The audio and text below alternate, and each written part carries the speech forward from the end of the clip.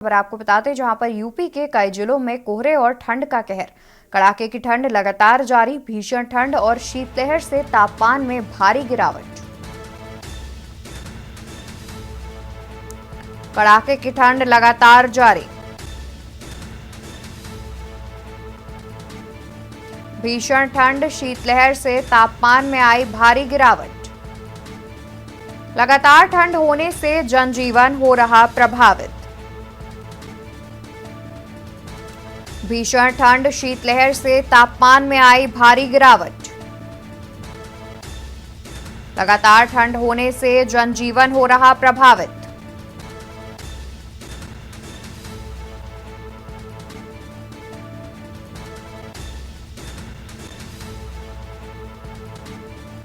तो बढ़ती ठंड को देखते हुए आमजन को भी परेशानियों का सामना करना पड़ रहा है।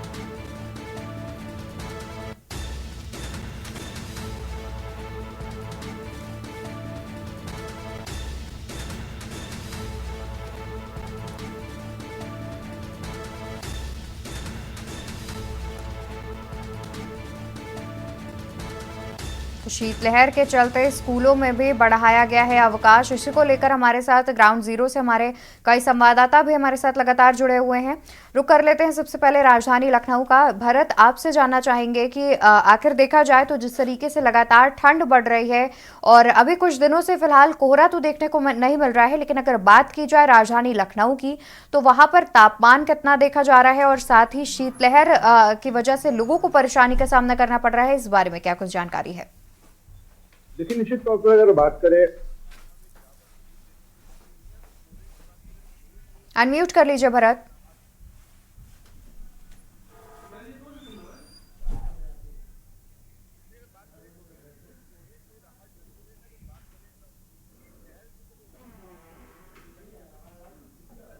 लोगों को दिक्कतों का सामना करना पड़ रहा है। अगर लखनऊ की बात करें, राजधानी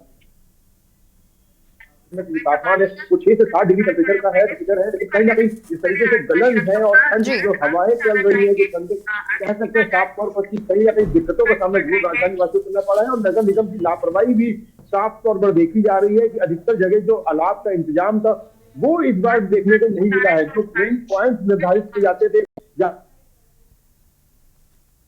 मिलता था, जहां पर लोगों को राहत मिलती थी, हाथ सेकते थे, वो तमाम जगह अब राजधानी में फिलहाल देखने को नहीं मिल रहा है। कहीं ना कहीं निश्चित तौर पर ये नगर निगम की लापरवाही है। और कई वीडियोज भी ऐसे वायरल हुए जहां पर जो गरीब लोग हैं खुद लकड़ियों का इंतजाम कर रहे हैं। फिलहाल मौसम विभाग ने अगर कहा, जानकारी जो दी है वो कोल्ड डे किया गया है लखनऊ को, जो ठंड अभी आने वाले दिनों में ठंड से राहत नहीं मिलेगी। गलन भरी जो ठंड है वो अभी जारी रहेगी। लेकिन कोहरे की अगर बात करें, पिछले 2 दिन से कोहरा नहीं है, लेकिन अगर तब भी बात करें, तमाम जो ट्रेनें हैं वो निरस्त कर दी गई है, क्योंकि अन्य प्रदेशों से राजधानी लखनऊ में ट्रेनें आती हैं और ट्रेन आगे से लखनऊ के तमाम जगह जाती है। तो कई ट्रेनों के जो यात्री हैं उनको भी दिक्कतों का सामना करना पड़ा है। चाहे बस स्टेशन की बात कर ले, चाहे एयरपोर्ट पर जो फ्लाइट है वो भी लगातार डिले हो रही है। लेकिन कहीं ना कहीं जो समस्याएं हैं वो आने वाले दिनों में कम होती नहीं दिखेंगी। जिस तरीके से मौसम वैज्ञानिकों ने साफ तौर पर कहा है, गलन अभी भी रहेगी और शीतलहरों का सामना राजधानी वासियों को आगे करना पड़ेगा। जी बिल्कुल, यानी कि देखा जाए तो कहीं ना कहीं अभी भी प्रशासन की तरफ से इंतजामों के अभाव देखने को मिल रहे हैं। हमारे साथ लगातार वाराणसी से संवाददाता विकी डे भी जुड़े हुए हैं। विकी, आपका रुख करना चाहेंगे, वाराणसी की अगर बात की जाए तो वहां पर क्या हाल है? प्रशासन की ओर से क्या कुछ इंतजाम किए गए हैं? जिस तरीके से ठंड बढ़ रही है उसको लेकर के क्या प्रशासन पहले से ही तमाम तैयारियां कर चुका है या फिर अभी भी जो है उनकी तैयारियों में अभाव देखने को मिल रहा है? बिल्कुल अवंतिका, आपको बता दें कि वाराणसी में भी जो ठंड का कहर है लगातार जारी है। और आपको बता दें कि बीते दिनों जो है न्यूनतम तापमान को जो है 6 डिग्री सेल्सियस और अधिकतम जो है 16 डिग्री सेल्सियस रिकॉर्ड किया गया। और ठंड इसके साथ साथ शीतलहर से चली बर्फीली हवाएं चली, जिसके साथ लोगों को बहुत दिक्कत का सामना करना पड़ा। लोग अलाव का सहारा लेकर ठंड से निजात पाने की कोशिश करें, लेकिन ऐसे में जो अभी भी नगर निगम की लापरवाही साफ देखी जा सकती। कई चौराहे, कई जगह ऐसे हैं जहां पे अलाव की व्यवस्था नहीं की जा रही नगर निगम और प्रशासन द्वारा। लोग जो है ठंड से छूटते नजर आ रहे हैं। और कल आपको बता दें, वाराणसी डीएम ने जो औचक निरीक्षण किया रैन बसेरों का, वहां पे भी कुछ कमियां पाएगी। बेड पे कंबल उम्बल नहीं थे। उन्होंने ब्लोअर लगाने की बात कही कि सारे रैन बसेरे पे जो है इतनी ठंड का प्रकोप जो इतना तेज है, इसको देखते हुए उन्होंने ब्लोअर लगाने की बात कही। और इसके बाद आज से जो है ब्लोअर लगाए जाएंगे रैन बसेरों में भी। तो कहीं ना कहीं नगर निगम की जो लापरवाही है वो देखने को मिलेगी इतनी भीषण ठंड में।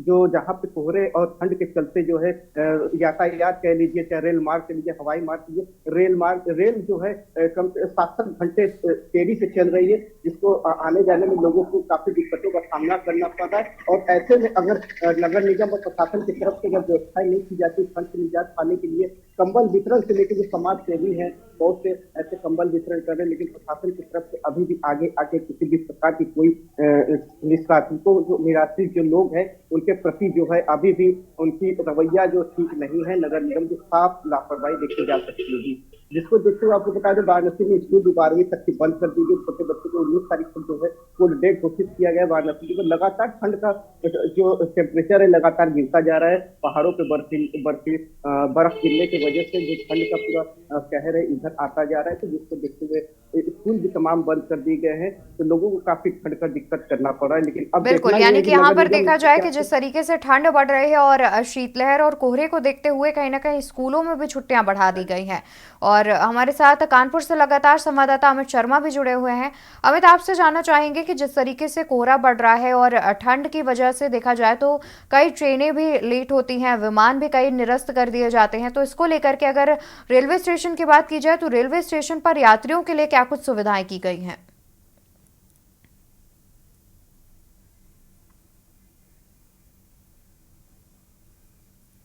अनम्यूट कर लीजिए।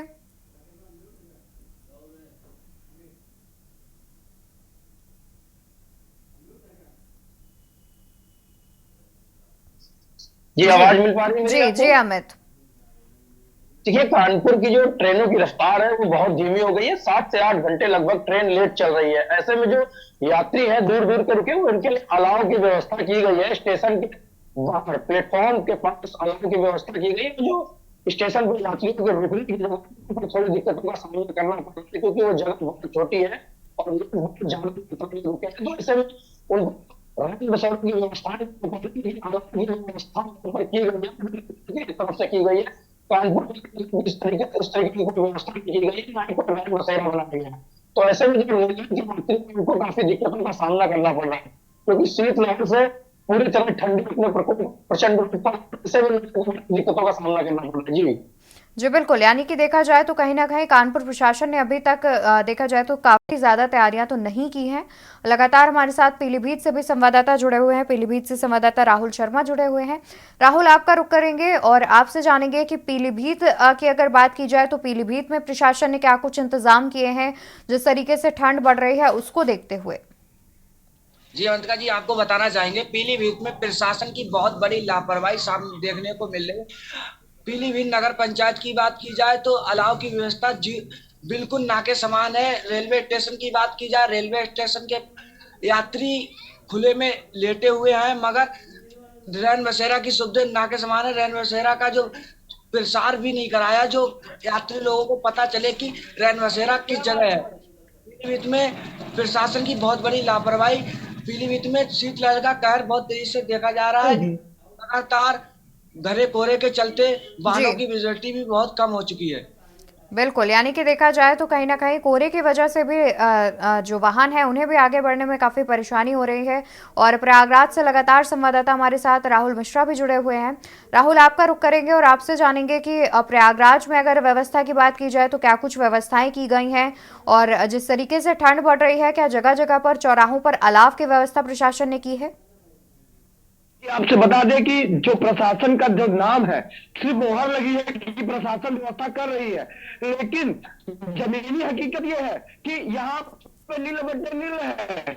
नील बट्टे नील क्या है या गांव देसी देहात में बोले कि 0/0 है। और हम ये क्यों भी नहीं करता, दर्शकों को जो जनता है, जनता जनार्दन होती है, उनसे ही बात करवाएंगे क्या व्यवस्था है और क्या नहीं व्यवस्था है। हम नहीं करते, हम जो सामने उनसे करवाते हैं।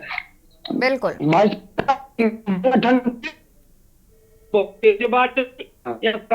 व्यवस्था नहीं है, कोई व्यवस्था नहीं है, कोई व्यवस्था हर व्यवस्था नाम पे नहीं है। ठंड की कोई व्यवस्था नहीं है। देखिए, आपको बता दें भोजपुरिया बोलते हैं क्योंकि प्रयागराज में भोजपुरिया बोल रहे हैं, कह रहे हैं कि ठंड की व्यवस्था कोई नहीं है। सरकारी व्यवस्था क्या भाई साहब क्या है? कोई व्यवस्था नाम चीज नहीं है। दादाजी क्या रहे, ठंड पड़ रही है, ठंड में है कोई व्यवस्था? कोई व्यवस्था नहीं है। कोई कम्बल अम्बल कुछ मिला? सरकारी व्यवस्था नाम कुछ नहीं है। अच्छा क्या व्यवस्था न तो करने आया न कोई है। प्रशासन देख रहा है कि पानी की भी लिए जो 2-2 महीने से जल निगम खराब पड़ा है, उसकी भी व्यवस्था कोई नहीं कर रहा है। यहाँ कैसे आदमी जी रहे हैं, इसकी कोई भी व्यवस्था नहीं हो रहा है। मतलब कि जो पानी की व्यवस्था भी नहीं है? पानी की भी व्यवस्था नहीं है। आग की तो छोड़ दे, पानी भी नहीं है। नहीं सर, टंकी बंद है। सब बंद। बिल्कुल राहुल, देखा जाए तो कहीं ना कहीं प्रयागराज में भी प्रशासन की व्यवस्था की अगर बात की जाए तो वो व्यवस्था बदहाल नजर आ रही है। अभी तक प्रशासन ने कुछ इंतजाम नहीं किए हैं और जिससे लोगों को भी खासा परेशानियों का सामना करना पड़ रहा है।